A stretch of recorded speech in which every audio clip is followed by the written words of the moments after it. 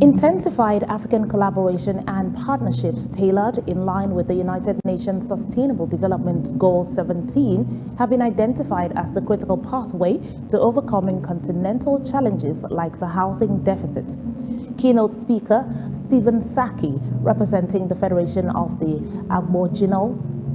Aboriginal Nations of America, argued that collaborations across African borders, inspired by the United Nations, is the only way to solve challenges like housing shortages, especially for vital professionals like teachers. For teachers specifically, Saki argued that reducing the bureaucratic red tape around land acquisition and funding is critical. He further stressed that professionals like educators need tangible support to become property owners. Teachers must be land owners, and I think that it is in a rightful place. As a country, as a profession, it is always believed that the teacher's reward is in heaven. But in part of my presentation, I have highlighted that as knowledge barriers, they are not only imparting knowledge to our students in classroom, but they must also endeavor to own a property, because as part of the United Nations goals, security and also human rights are one of the cardinal principles for any humanity on earth, and teachers are also part of that ecosystem.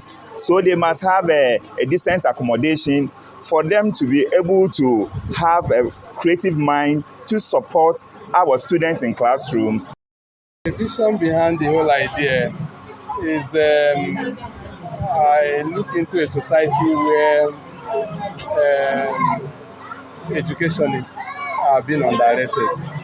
So when I check that, and I also see that when you underrate them, you work on their mind, the mindset. So, and I know the power of distorting a mind. A teacher, I said, okay, when God created the earth, He created man and called him an estate. So the only work man needed to do was to make it real. And if somebody pick a profession and says he's a teacher, and you want him not to be that estate that God created him to be, we said no. No matter how much the person is earning as a salary, that he can become a landlord. The position of Saki's was corroborated by the Chief Executive Officer of RISA, Festus Uko. He maintained that considering the role they played in molding and shaping society, deliberate housing policies must be put in place to encourage teachers at all levels to become landowners.